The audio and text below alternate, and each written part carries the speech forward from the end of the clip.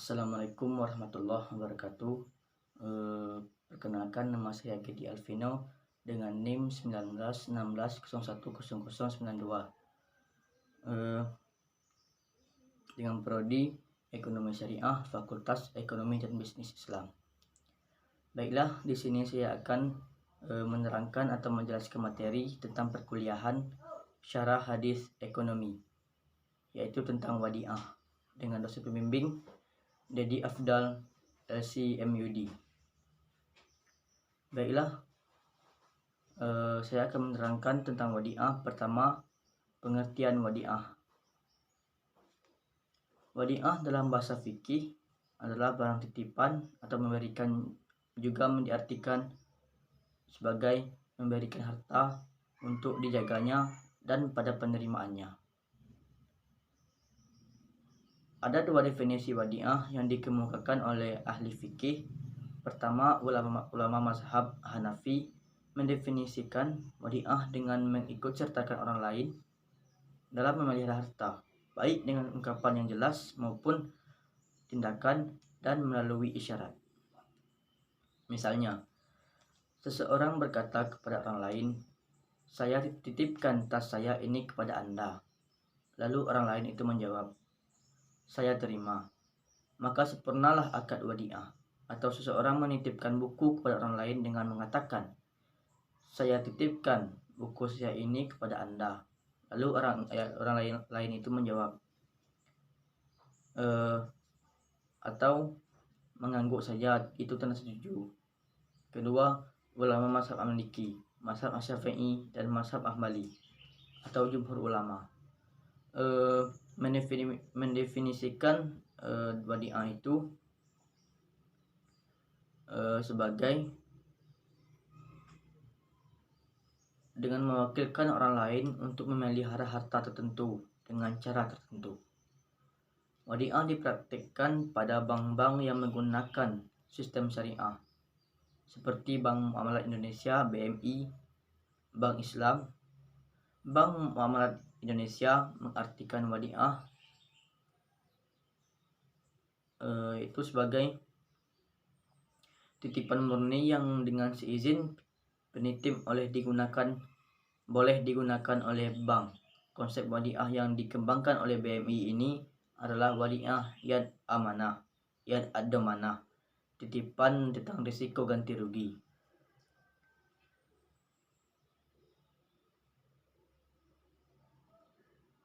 Kemudian wadiah dipraktikkan pada bank-bank yang menggunakan sistem syariah itu tanpa ada persetujuan di sebelumnya dengan pemilik uang.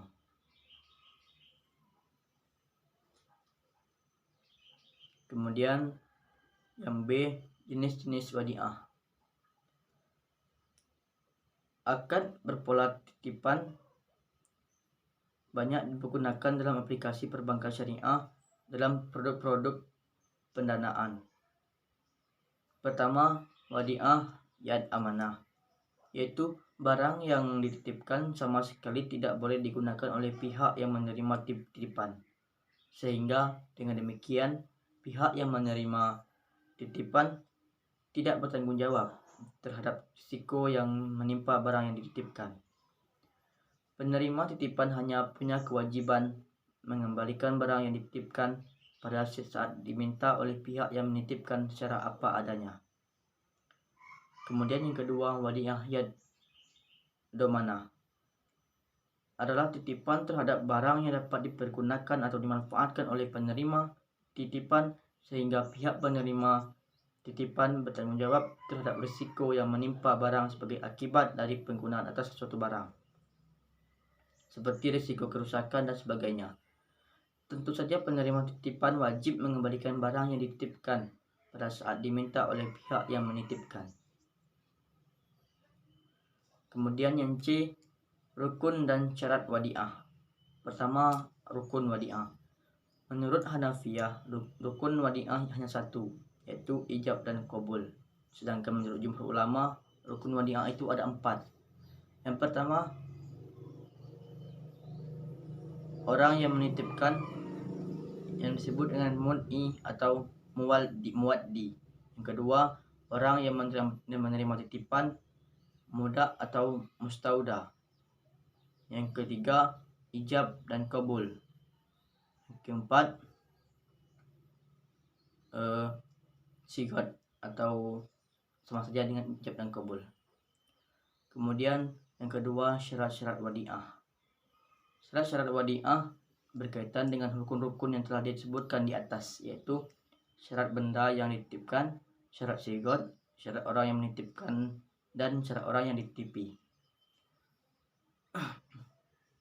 Yang D, landasan hukum wadi'ah.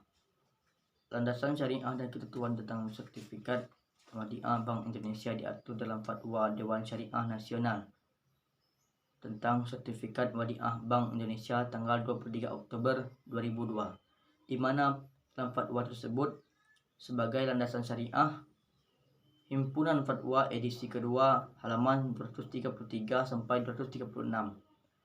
Pertama, landasan hukum dari Al-Quran, yaitu firman Allah dalam Quran surah An-Nisa ayat 58.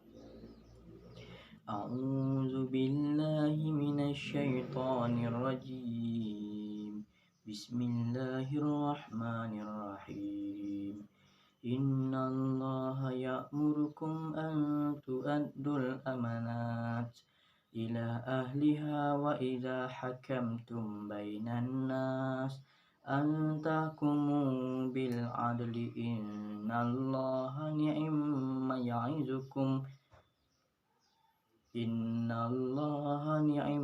ya'izukum bihi innallaha kana sami'an basira. Sesungguhnya Allah menyuruh kamu menyampaikan amanat kepada yang berhak menerimanya dan menyuruh kamu apabila menetapkan hukum di antara manusia supaya kamu menetapkan dengan adil. Sesungguhnya Allah memberi pengajaran yang sebaik-baiknya kepadamu. Sesungguhnya Allah adalah Maha Pendengar lagi Maha Melihat. Yang kedua, firman Allah dalam Quran surah Al-Maidah ayat 1. Yang ketiga, firman Allah dalam Quran surah An-Nisa ayat 6. Yang kedua, landasan hukum dari hadis. Hadis riwayat Abu Dawud dan At-Tirmizi. Bismillahirrahmanirrahim. Adil amanata ila Adil amanata ila mani tamanak wala tahumman khanak. Tunaikanlah amanat itu kepada orang yang memberi amanat kepadamu, dan janganlah kamu mengkhianati orang yang mengkhianatimu. Yang ketiga, hukum menerima benda titipan. Hukum menerima benda titipan ada 4 macam, yaitu sunat, haram, wajib, dan makruh. Pertama, sunat. Disunatkan menerima titipan bagi orang yang percaya kepada dirinya bahwa dia sanggup menjaga benda-benda yang dititipkan kepadanya. Yang kedua, wajib. Diwajibkan menerima benda-benda titipan bagi seseorang yang percaya bahwa dirinya sanggup menerima dan menjaga benda-benda tersebut, sementara orang lain tidak ada seorang pun yang dapat dipercaya untuk memelihara benda-benda tersebut. Yang ketiga, haram. Apabila seseorang tidak kuasa atau tidak sanggup memelihara benda-benda titipan, bagi orang seperti itu diharamkan menerima benda-benda titipan. Sebab dengan menerima benda-benda titipan itu berarti memberi kesempatan atau peluang kerusakan atau hilangnya benda-benda titipan sehingga akan menyulitkan pihak yang menitipkan. Yang keempat, makruh. Bagi orang yang percaya kepada dirinya sendiri bahwa dia mampu menjaga benda-benda titipan, tetapi dia kurang yakin atau ragu pada kemampuannya, maka bagi orang seperti ini makruh hukumnya menerima benda-benda titipan, sebab dikhawatirkan dia akan berkhianat terhadap yang menitipkan dengan cara merusak benda titipan atau menghilangkannya. Kemudian yang E, pengertian simpanan. Menurut Undang-Undang Nomor 10 Tahun 1998, perubahan Undang-Undang Nomor 7 Tahun 1992 tentang perbankan dengan rumusan simpanan adalah dana yang dipercayakan oleh masyarakat kepada bank berdasarkan perjanjian penyimpanan dana dalam bentuk giro, deposito, sertifikat deposito, tabungan, dan bentuk lain yang dipersamakan dengan itu. Yang kedua, macam-macam simpanan. Pada mulanya simpanan merupakan salah satu dari sumber dana bank. Sumber dana tersebut pada prinsipnya dikelompokkan menjadi 3 bagian, yakni dana pihak yang pertama atau modal atau equity, dana pihak kedua atau pinjaman pihak luar, dan dana pihak ketiga atau simpanan. Dana pihak pertama. Dana pihak pertama sangat diperlukan BMT, terutama pada saat pendirian, tetapi dana ini dapat terus berkembang seiring dengan perkembangan BMT. Kemudian dana pihak kedua. Dana pihak ini bersumber dari pinjaman pihak luar. Nilai dana ini memang sangat terbatas. Artinya tergantung pada kemampuan BMT masing-masing dalam menanamkan kepercayaan kepada calon investor. Yang ketiga, dana pihak ketiga. Dana ini merupakan simpanan sukarela atau tabungan dari para anggota BMT. Jumlah dan sumber dana ini sangat luas dan tidak terbatas.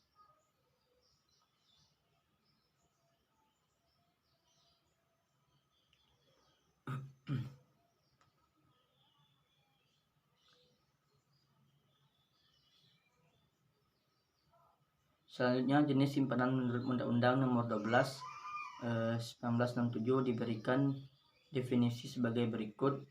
Pertama, simpanan pokok adalah sejumlah uang yang diwajibkan kepada anggota untuk diserahkan pada waktu bila seseorang masuk menjadi anggota koperasi tersebut dan besarnya sama untuk semua anggota.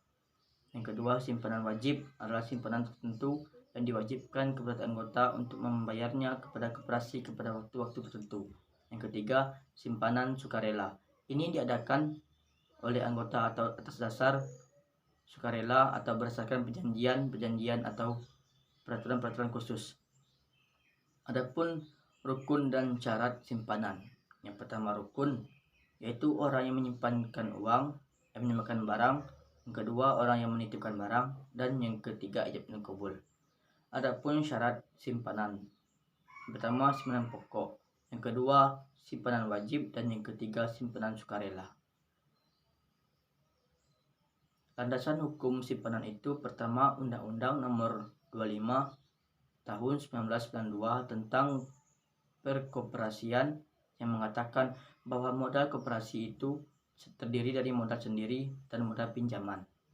Yang kedua, Undang-Undang Nomor 12 Tahun 1967 tentang pokok-pokok perkoperasian.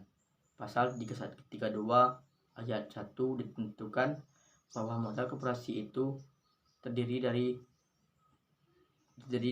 dipupuk dari simpanan-simpanan, pinjaman-pinjaman, penyisihan-penyisihan dari usahanya termasuk cadangan serta sumber-sumber lain.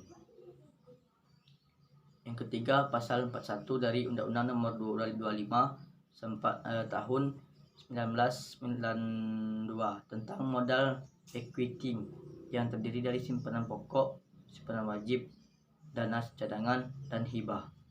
Yang keempat, pasal 41 ayat 3 tentang simpanan sukarela. Baik, cukup sekian dari penyampaian materi tentang perkuliahan saya. Kalau ada salah, saya minta maaf. Sekian, terima kasih. Assalamualaikum warahmatullahi wabarakatuh.